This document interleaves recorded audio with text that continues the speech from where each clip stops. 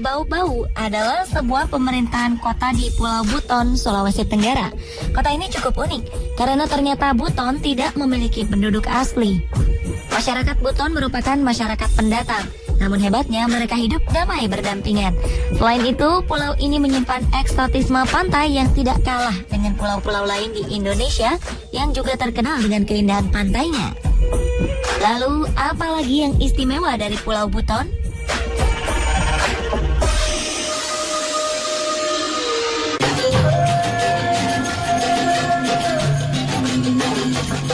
Sebuah masjid yang dikenal dengan namanya Masjid Agung Waluyo atau Masjid Agung Keraton Buton berdiri di tengah kota Bau-Bau. Masjid yang merupakan peninggalan kerajaan Islam Buton ini dibangun pada 1712 di era kepemimpinan Sultan Sakiuddin Durul Alam. Bila dilihat sekilas, masjid berusia nyaris 300 tahun ini memang tampak biasa-biasa saja. Bentuknya persegi panjang dan memiliki arsitektur yang sederhana. 209 tahun setelah ia berdiri, masjid ini mengalami pemugaran, tepatnya pada tahun 1930 sejak pemerintahan Sultan Buton ke-37. Bangunan masjid ini terdiri atas tiang-tiang pancang dari kayu jati dan dinding yang terbuat dari batu-batu besar. Selain sebagai salah satu masjid tertua di Pulau Buton, Masjid Waluyo juga memiliki lampu tertua yang merupakan hadiah dari Sultan Keraton Yogyakarta.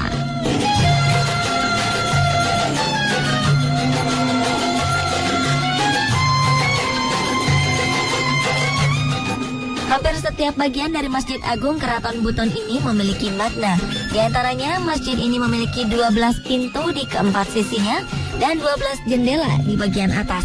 Menurut budayawan yang juga merupakan khatib di masjid tersebut, yaitu Laode Muhammad Syafiuddin, jumlah pintu dan jendela disesuaikan dengan jumlah pintu pada benteng Waluyo yang berada di dekat lokasi masjid, juga berjumlah 12. 12 pintu itu filsafatnya pada diri manusia kita kan juga 12. 1, telinga. Pintu juga. 2, mata. Pintu juga. Lubang hidung. Pintu juga. Mulut. Pintu juga. Ya kan? Kemudian rahasia kita, tanda petik alias kemaluan kita laki-laki maupun perempuan, itu juga pintu. 2 yang di dalam, yaitu hati, karena dia berkaitan dengan jiwa atau ruh. Kemudian kalbu kalau kita larikan kepada ilmu jiwa, perkembangan manusia, karena di situ adalah pusat dorongan daripada naluri manusia. Keunikan lain dari masjid ini tampak dari bentuk bangunan arsitektur masjid yang merupakan manifestasi gambaran anatomi tubuh manusia. Salah satunya adalah tiang-tiang penyangga yang berjumlah 313 tiang yang menggambarkan jumlah ruas tulang yang menyangga tubuh manusia agar dapat berdiri tegak. Lalu jika biasanya beduk diletakkan di bagian luar bangunan masjid, hal itu tidak terjadi di masjid ini. Beduk yang menjadi salah satu instrumen pemanggil umat muslim untuk menunaikan sholat diletakkan di dalam masjid sebagai penggambaran jantung yang berdetak di dalam tubuh manusia, berdenyut menopang kehidupannya.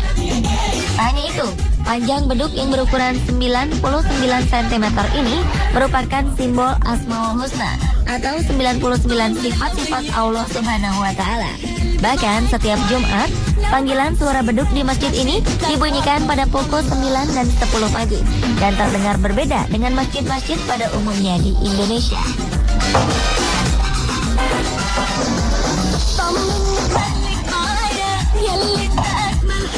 Di pintu masuk masjid terdapat 19 anak tangga yang diambil dari total jumlah rakaat sholat wajib sehari semalam ditambah 2 rakaat sholat sunnah sebelum memasuki masjid.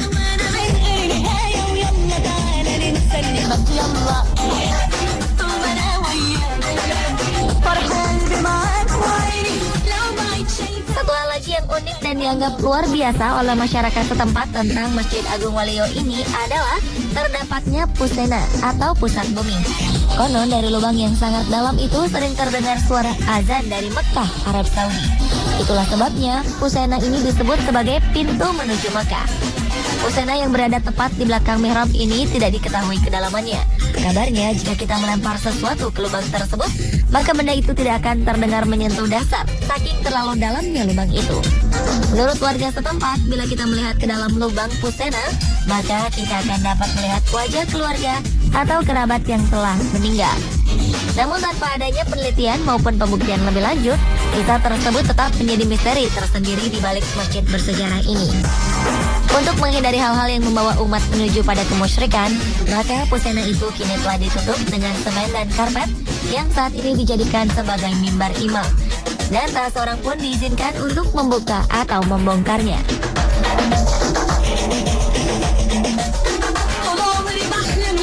Di masjid itu yang kepercayaan masyarakat Buton sejak lama lampau sampai sekarang kami sendiri itu diketahui bahwasanya di sana itu adalah pusat bumi konon seperti itu ya. Konon itu para ahli astronom dia sudah pernah datang ke sini melihat bahwa memang tinggal masjid Buton ini yang mihrabnya itu tidak pernah bergeser, tetap.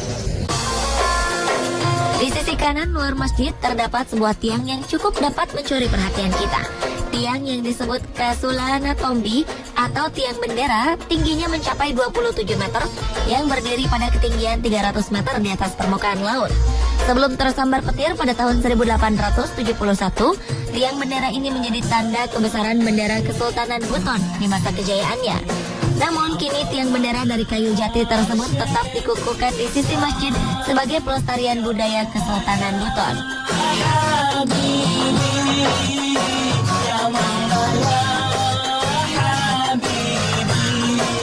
Bukan hanya bentuk fisik bangunan, Masjid Agung Waluyo ini ternyata juga memiliki pengurus masjid yang lain dari biasanya.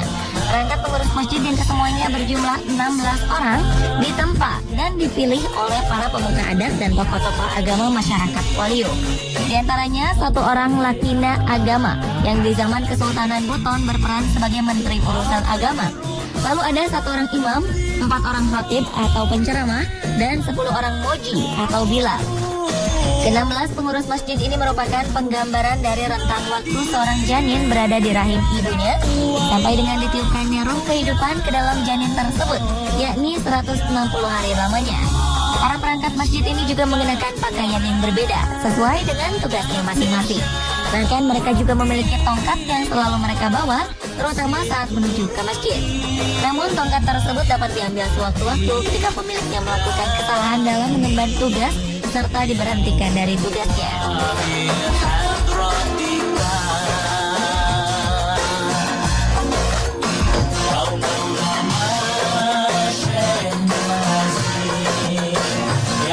Kan ini syarat dengan muatan filosofi yang sangat tidak bisa diterjemahkan oleh bukan ahlinya, kecuali memang mereka itu adalah golongan orang-orang tahqiq.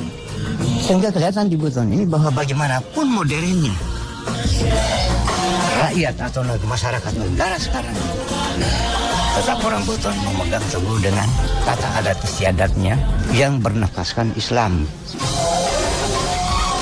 Memperhatikan bagaimana proses pemanggilan pelaksanaan sholat Jumat di masjid seluas 4 km persegi ini cukup unik juga. Berbeda dengan masjid kebanyakan, kumandang azan dilakukan oleh 4 orang bilal. Selain itu, sebelum memulai ibadah sholat Jumat, sang imam akan berdiri di dekat tiang bendera yang menghadap ke lautan untuk mendoakan seluruh umat di muka bumi ini. Kemudian imam masjid duduk di serambi masjid sambil menunggu jemaah datang. Hingga kemudian dijemput salah seorang perangkat masjid untuk melakukan sholat Jumat. Namun sebelum berdiri di depan, imam melakukan sholat sunnah masjid terlebih dahulu. Baru kemudian dia berjalan ke depan mimbar diiringi para perangkat masjid. Selesai melaksanakan sholat Jumat, para perangkat masjid ini tidak langsung meninggalkan masjid, melainkan melakukan pemanjatan doa bersama beberapa pengunjung masjid yang berdatangan dari jauh yang meminta didoakan demi hajatnya masing-masing.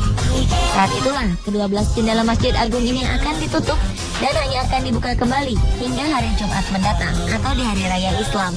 Ritual sholat Jumat semacam ini merupakan warisan sejak zaman Kesultanan Buton yang masih dilakukan hingga detik ini.